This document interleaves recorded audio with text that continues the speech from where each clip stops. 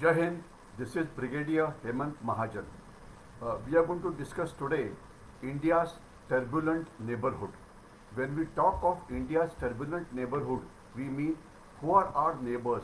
Our neighbors today are China and Pakistan. They are our well-known enemy. Then there are smaller neighbors which are in the near us. They are, of course, Bhutan. Then we have Nepal. Then you have Myanmar. Then you have Maldives. Then you have Sri Lanka. These are the countries which are next to us. And today it is felt by some people that our relations with our neighbors is not up to the mark.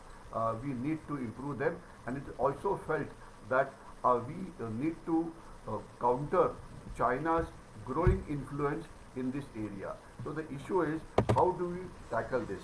So I think the first question that comes to our mind is, given the rise of politically anti-Indian regimes in our neighborhood, especially places like Bangladesh, Maldives, etc., how should India recalibrate its neighborhood first policies to maintain the regional stability?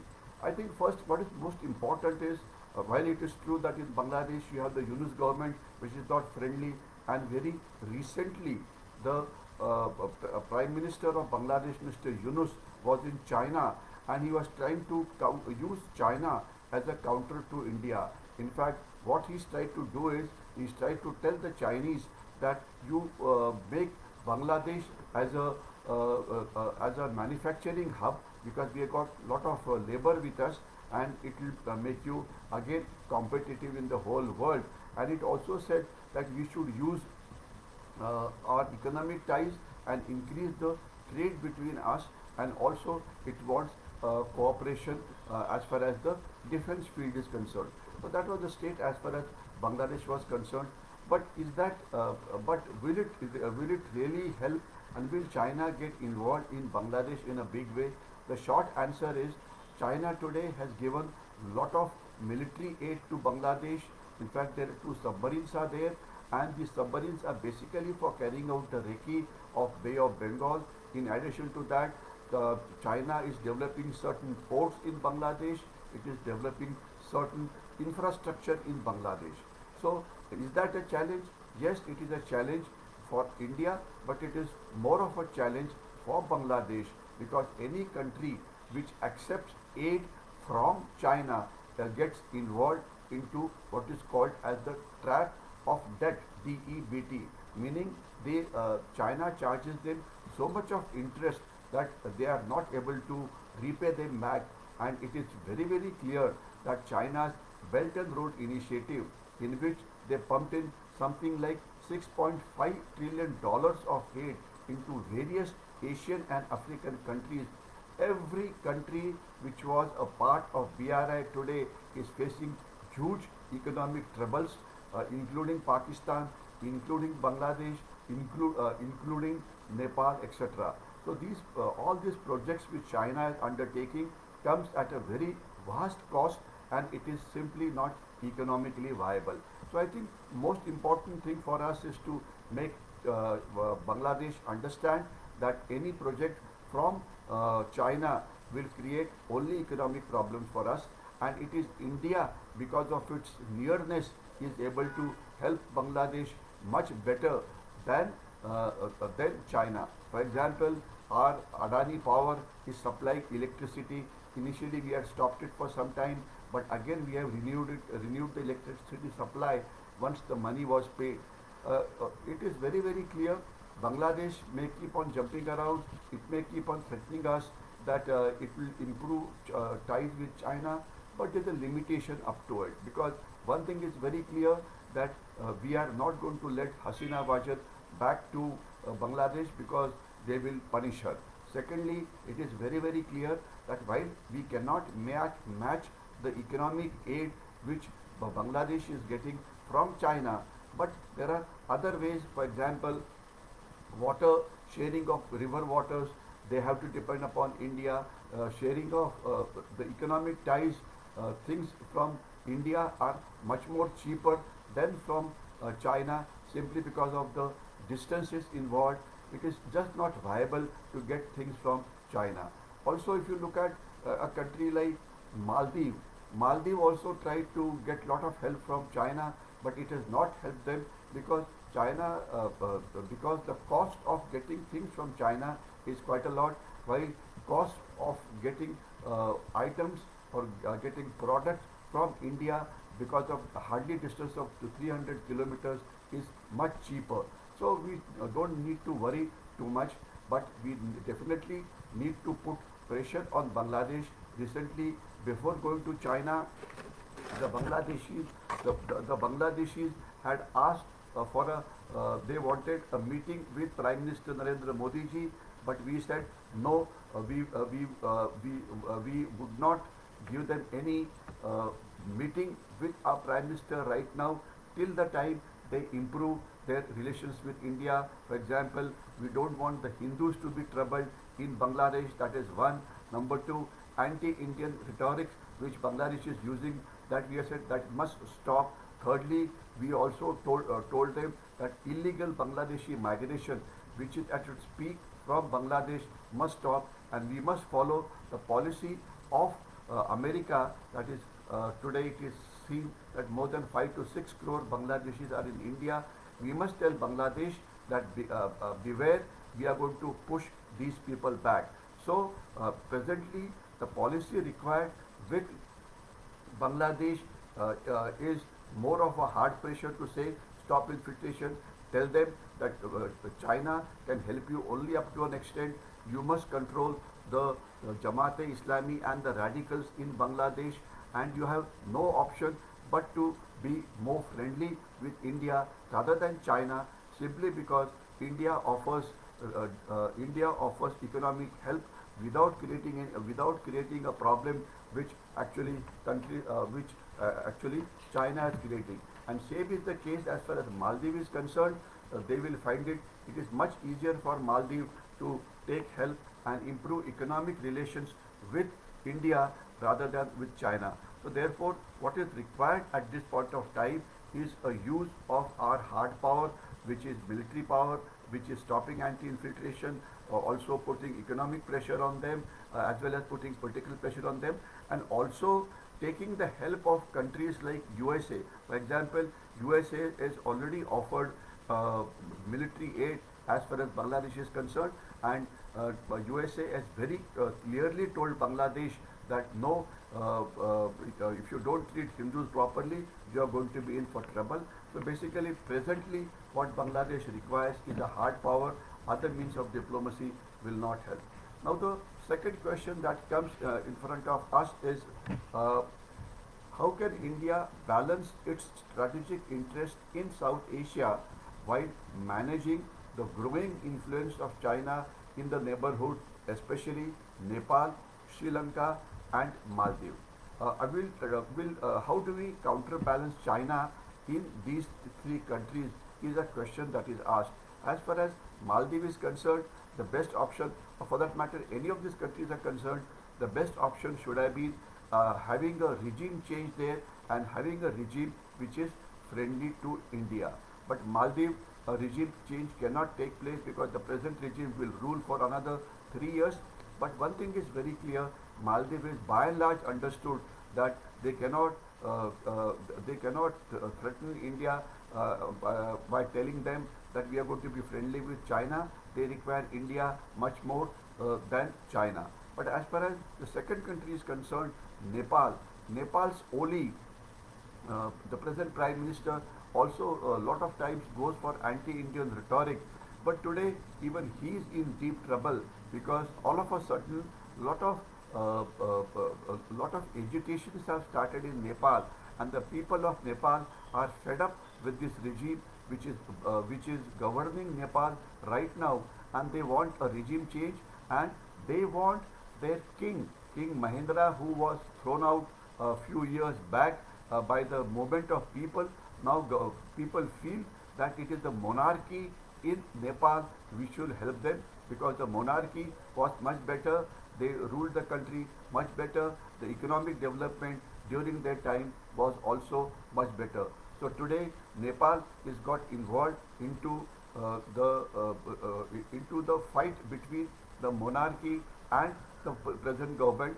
And as far as we are concerned, we always say that it is the will of people of Nepal which is important, and whatever they want, that should be done. But Nepal also must understand that it cannot threaten India by improving relations with China, simply because one would recall an incident that Nepal had once threatened that if India does not allow its ports to be used, the ports on the coastline of India, especially Visakhapatnam on the eastern coast, or the port of Calcutta for their trade, they will go to China and use the Chinese ports. So this was one of the most ridiculous argument ever made, because the nearest Chinese port from Nepal are away by nearly 6,000 to 7,000 kilometers, while the nearest Indian ports are barely 500 to 600 kilometers. So anybody with a common sense will realize that Indian ports simply cannot be replaced by the Chinese ports. This Nepal has now understood, and it has quietly started the trade with India, and it knows, while it is telling China that you start developing railway line from there. But imagine a railway line of about 4-5,000 kilometers over the Tibetan plateau, taking it to the coastal areas of China. It is economically just not viable. So therefore, China cannot replace India as far as trade is concerned, and Nepal has to depend upon India as far as economic aspects are concerned. Next, take the case of Sri Lanka. The Sri Lankan government is also now following a balanced policy. It's already in deep trouble because of the port which China has developed, and that port has become a white elephant which even Sri Lanka understands. So it is therefore offered another port to India, while India has said that while we will develop a port only if it's economically viable. India has given lot of aid to Sri Lanka, especially when they were facing financial crisis in terms of repaying their loans, etc. So today Sri Lanka is now more balanced, and it knows that it is not easy to replace India with China, and in fact relations between India and Sri Lanka is also improving. So that is a very positive sign as far as relations with these three countries are concerned. The next question that comes to the mind is, what tools can India employ to address a perception of a big brother influence in South Asia, especially in countries like Nepal? Meaning, some people, some strategic thinkers, and I would call them paper tigers, they think that the neighboring countries perceive India as a big bully or a big brother. Well, that is not the case. Now it is well known to these people, especially Nepal and Maldives, that India never behaves like a big bully. In fact, India-Nepal border is completely open. Today there are more than 1 crore Nepalis or Gurkhas who are there in India. Not only that, as far as the Gurkhas are concerned, the Gurkhas were once very big. They were in the Indian Army in a big way, but after the Agniveer movement came, then thereafter they have stopped coming to India because they feel that the economic opportunities which Agniveer offers is much lesser than the permanent enrollment which they used to get into the India. Well, Agniveer is India's scheme. If India can have Agniveer for Indians, obviously there can be no special concession as far as Nepal is concerned, and Nepal has finally understood it, that it cannot have separate set of Agniveers for Nepal and separate set for India. So therefore, as far as Nepal is concerned, this big brother attitude, this word is firstly not correct. This is some old theoreticians try and say that because of a big bully. In fact, the bigger bully is China. The bigger bully are the other countries. For that matter, even America, because America threatens everybody with tariff, etc. In fact, India is one of the best, most friendly country as far as neighborhood is concerned.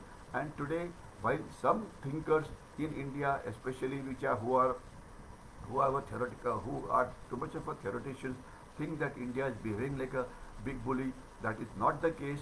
India is one of the most friendliest country as far as India's neighborhood is concerned, and this fact is also well known to the countries like Maldives and Nepal. So I think this question of big bullies is not a very correct question, because these countries know that India is a very mature democracy, and not only that, in the days to come, India already is the fifth largest economy, and in another 2 years it's going to be the third largest economy. So therefore, the economic opportunities which are available to the India's neighborhood, be it in Nepal or be it in Maldives, are much more than anywhere else. Can a Nepali go and settle down in China? Can a Maldivian go and settle down in China? Can a Bhutanese go and settle down in China and work there? Can you have, like you have 1 crore Nepalis in India, will there be 1 crore Nepalis in China ever? So some people just try to scare Indians by unnecessarily saying, no, no, no, it is very bad that you are not permitting their Gurkhas to come into the Indian army. Well, let the Gurkhas go to the Chinese army, let them go to the USA, let them go to the UK, let them go to Ukraine or Russia, wherever they want to. They will realize the kind of terms which India was offering, no country can offer those kind of terms. So forget about 1 crore 1 crore Nepalis ever going to China, or Maldivians ever going to going and permanently settling down there, or for that matter Bangladeshis, instead of 5 to 6 crore Bangladeshis who are inside India. Do you ever think that Bangladeshis will start migrating to China because the Bangladesh-China relationship has improved? No question. This is all theoretical question that we keep on asking, that we are a big bully. We are not. We are a very, very friendly country, and these people know it, that they have no options but to be friendly with India. So one shouldn't worry too much about this big brotherhood or some theory which some people keep on propagating over a period of time. Okay. Now the last question that arises as far as the India's neighborhood is concerned is basically, how can India use its soft power to navigate challenges with the immediate neighborhood?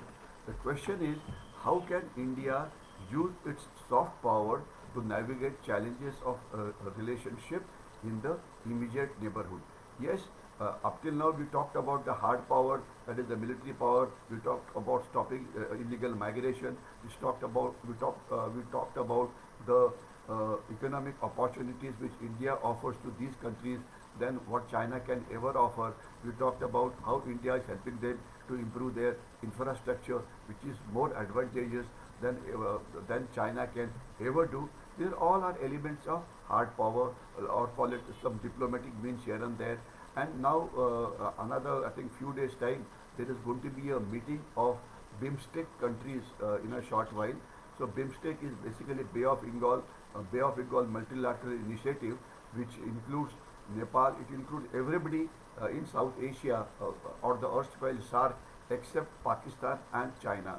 So that will be another big forum in which we can become more friendly with these countries, and we can even think of having a free trade agreement with our neighbors, so that we offer our products to them at a competitive rate, and similarly their products will also be got inside India at a competitive rate, simply because we are very near to each other. But what about the soft power? Yes, you are right. India has got a lot of soft power. One of the soft power that I'll mention is Bollywood, or the Hindi cinemas and the Hindi movies and the Hindi songs. In fact, it is said that in Nepal, a Nepali child starts singing in Hindi first before he can utter even a word in his own Nepalese language. And Hindi movies have a lot of influence in Nepal. They have a lot of influence in Bhutan. They have a lot of influence in Maldives also. And the Indian heroes, heroines, the background, they are extremely popular. So I think this we should increase, and in fact even our cultural relationship with Nepalis and other neighborhood countries is very good. So we must promote cultural exchanges, including music, including dance, including art, etc. Another soft power that we have is yoga and Ayurveda. Now yoga today has become extremely popular. United Nations is utilizing yoga in a big way, promoting yoga in a big way. So even these countries can benefit from the positive benefits of yoga and also Ayurveda. Today we have 3-4 Indian ways of treating. Ayurveda is there, Unani medicine is there, homeopathy is there, and this is proving very popular. And they all are called as alternative streams of medicines. So this soft power being exported to our neighborhood is also very good. The another issue is the religious and the philosophical ties. For example, the population in Nepal is Hindus, and they celebrate all the festivals the festivals that are celebrated in India. Also, there is a fair amount of Buddhist influence as far as Myanmar is concerned, or for that matter, Bhutan is concerned, or for that matter, the other nearer countries are concerned. So today we are developing a circuit of religious tourism. We can say a circuit of cultural tourism, a circuit where one can get spiritual help from help from India. These are proving quite popular, and lot of these countries, lot of people from the neighborhood definitely come. Another soft power which is very powerful as far as neighboring countries is concerned is the medical tourism. Now, as far as medical is concerned, at any point of time, lakhs of people from the neighborhood are taking treatment inside India. In fact, one would remember that most of these important political leaders have come for treatment inside India. Another powerful tool is people-to-people contact, especially between the Nepalis and the Indians, between Bhutanese and the Indians. Myanmar people have lot of affinity towards various tribes in inside Northeast. So these people-to-people contact we must keep on improving. Not only that, today in bigger countries like USA, Canada, Mexico, and European countries, there is what is called as the diaspora engagement. The Nepalis, the Bhutanese, or the Maldivians find it easier to come to the Indians staying in Europe and America rather than going to other countries. So the diaspora engagement, especially in Europe and USA, must improve further.